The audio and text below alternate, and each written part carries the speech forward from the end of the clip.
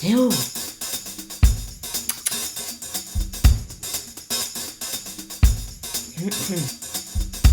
Voilà.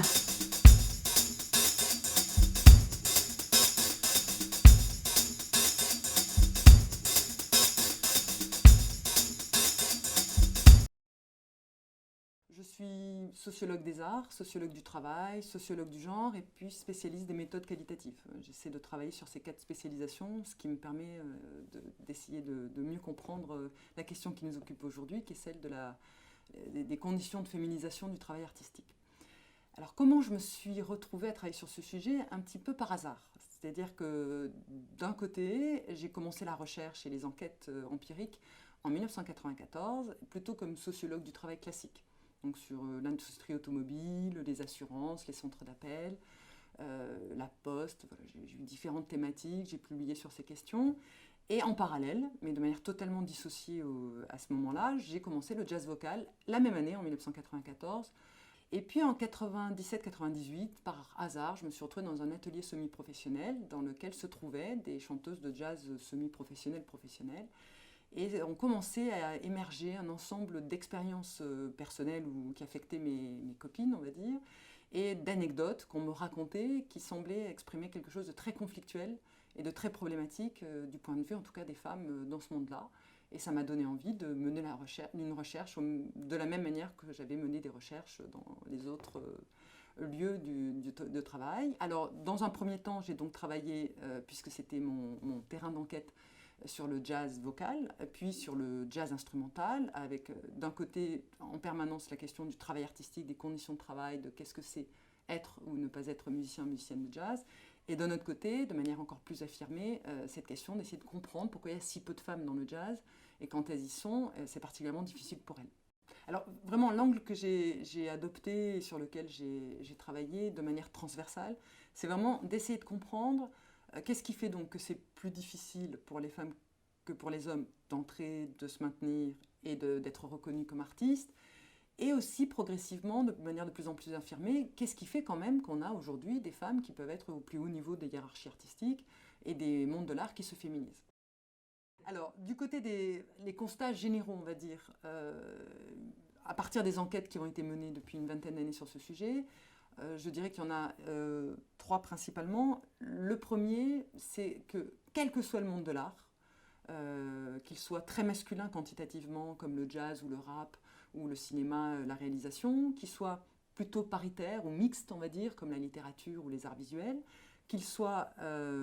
plutôt féminin, comme la danse ou le théâtre, quel que soit le monde de l'art, quel que soit le pays, c'est toujours plus difficile pour les femmes que pour les hommes. Et ça, c'est très important à dire parce qu'on n'a pas aujourd'hui une seule exception. Les enquêtes se sont multipliées dans les différents mondes de l'art. Pour l'instant, on n'a pas trouvé un seul cas où ça serait plus facile ou équivalent pour les femmes que pour les hommes. La deuxième chose qui est intéressante aussi à dire, c'est que quelles que soient les méthodes employées, donc on a des enquêtes quantitatives, on a des enquêtes qualitatives, des enquêtes faites par archives, par entretien, par observation. Alors on multiplie les méthodes, tout dépend des questions posées et des habitudes aussi des chercheurs. Ce phénomène a lieu alors même que les acteurs et les actrices du monde de l'art, qu'on parle des critiques, qu'on parle des artistes, qu'on parle du public, qu'on parle des intermédiaires de l'art, trouvent ce phénomène très problématique. Donc on est dans des mondes qui se veulent ouverts, qui se veulent tolérants, qui se veulent égalitaires, et ça se passe, et parfois de manière très cruelle et très affirmée, notamment dans les mondes très masculins. Et ce, alors même que, en tout cas pour les pays occidentaux, ou en tout cas dans lesquels les règles aujourd'hui sont égalitaires, il n'y a plus aucune barrière légale. Donc on a vraiment un phénomène très étonnant, aucune barrière légale d'un côté, et des acteurs qui sont vraiment hostiles à ce phénomène et qui voudraient que ça change, et pourtant ça ne change pas malgré les enquêtes. Et puis le troisième constat, et là qui est plutôt le fruit de l'analyse à partir des enquêtes, c'est qu'on ne peut pas expliquer ce phénomène par un mécanisme social. On est obligé de penser plutôt à un phénomène cumulatif de plusieurs processus sociaux qui tendent à se mettre en place au fil de la trajectoire. Donc ça commence dès l'enfance et l'adolescence par les formations différenciées entre garçons et filles, ça se continue dans les écoles d'art lorsqu'il y a école d'art ou dans la formation sur le tas, et on continue dans les mondes de l'art à 25 ans, à 45 ans. En permanence, il y a des processus sociaux qui vont affecter ce qui va se passer pour les femmes qui tend à être moins égalitaires que pour les hommes. Alors, pour essayer de comprendre pourquoi c'est plus difficile pour les femmes d'entrer, de se maintenir, d'être reconnues, hein, donc on parle vraiment des trois phénomènes, on identifie dans la littérature scientifique aujourd'hui 4 processus sociaux principaux.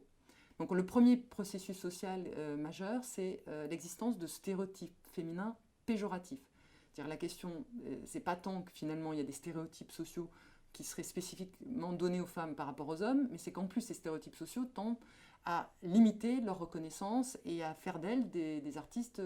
pas ou peu légitimes, pas ou peu reconnus professionnellement. Je parle de quoi? Bon, évidemment, le stéréotype de la séduction, donc le simple fait que les femmes soient considérées comme belles tend à être contraire au fait qu'on va considérer qu'elles puissent être des artistes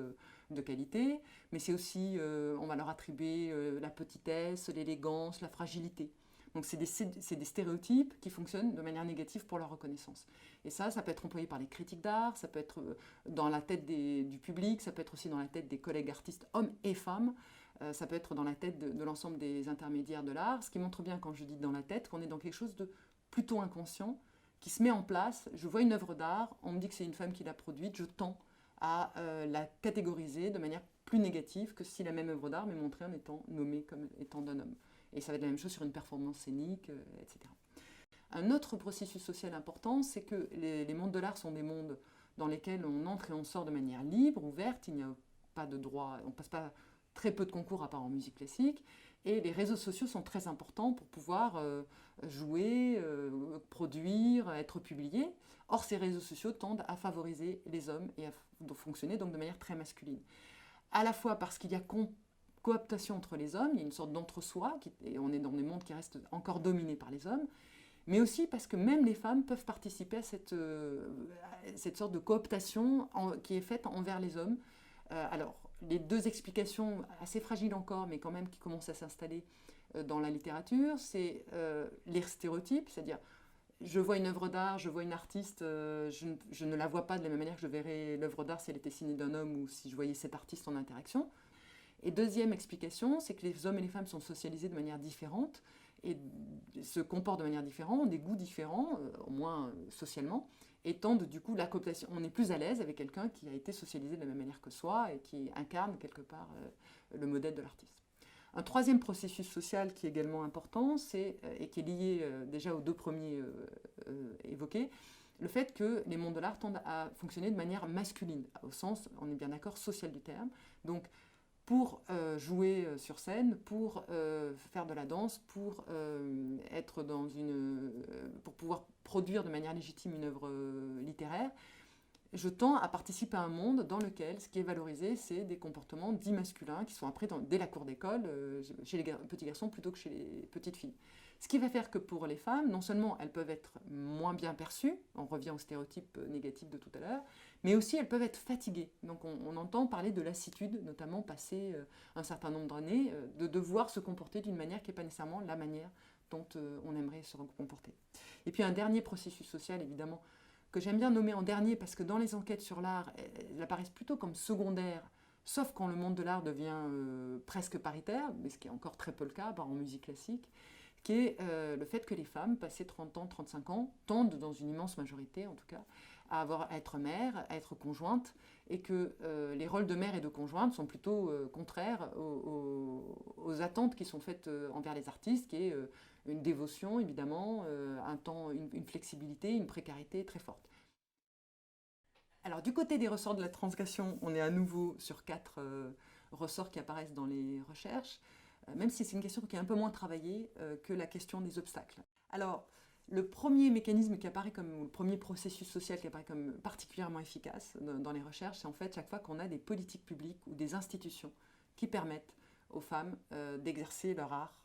Alors soit parce que c'est les écoles d'art qui ont un effet évident, c'est là où elles peuvent apprendre les savoirs qu'elles ne pourraient pas apprendre de manière plus autodidacte, mais ça va être aussi des financements spécifiques, ça va être des quotas, ça peut être le paravent en musique classique. Le deuxième processus social, qui est observé de très longue date, en fait, notamment dans les travaux historiques, c'est ce que j'ai nommé à partir de mon enquête dans le jazz sursocialisation, mais bon, c'est une manière de le dire. C'est qu'en fait, les femmes artistes qui réussissent dans des mondes qui sont donc très masculins tendent à être beaucoup plus dotées socialement que les hommes, équivalents, à des niveaux équivalents de réussite. plus souvent, elles vont être issues de familles favorablement dotées,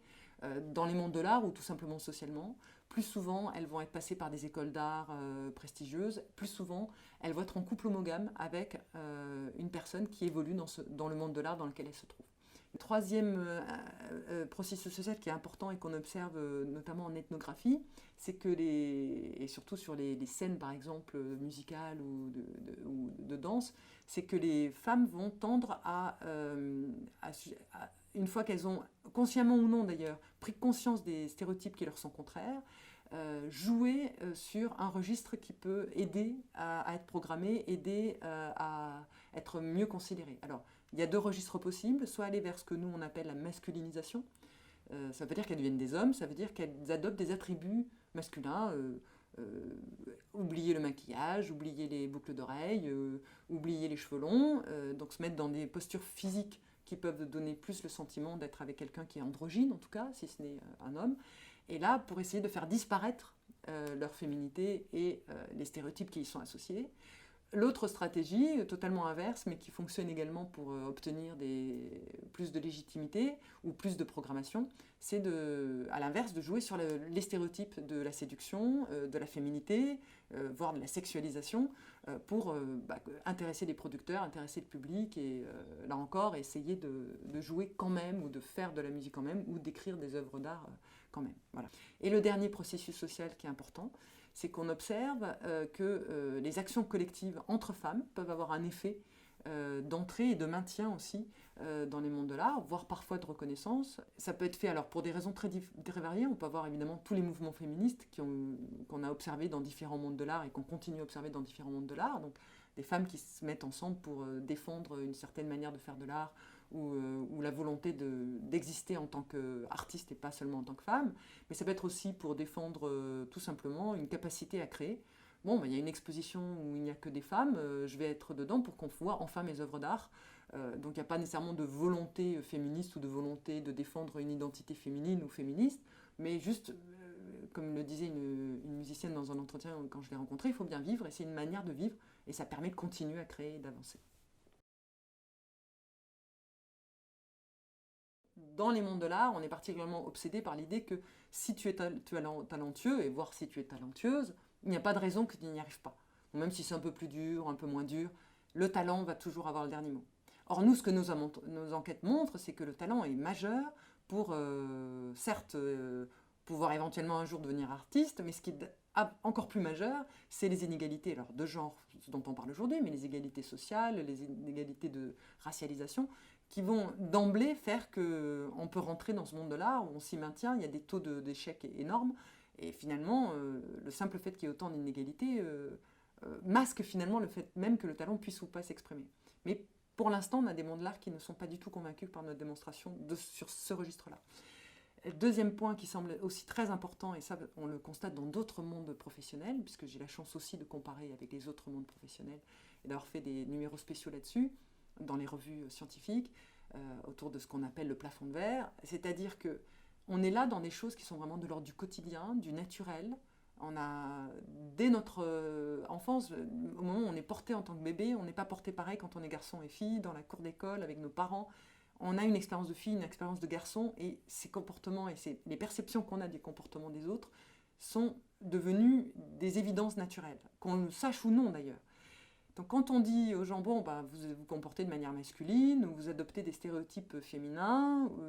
il faudrait peut-être passer à autre chose, comment faire ? On est vraiment là dans l'inconscient, dans le naturel, dans l'évidence, dans le confortable. Où est-ce qu'on démarre ? Ce qui nous amène, nous, en tant que chercheurs qui observons les mondes de l'art depuis... moi, ça fait une bonne dizaine d'années que je lis, je relis les travaux et que je regarde ce qui se passe dans les différents mondes de l'art. Qu'à part les politiques publiques, les institutions, les règles, les quotas, les paravents, le reste, finalement, aide à un moment ponctuel, faire une action féministe, ou ça peut aider à exister pendant une ou deux ou quelques années, mais finalement ne transforme pas le monde de l'art de manière radicale, comme peut le faire l'entrée dans un monde de l'art à travers une école de haut niveau, ou à travers un quota qui fait que de toute manière il faut 40% de femmes, ou à travers un paravent qui fait qu'on ne voit plus la jeune fille quand elle joue de la musique.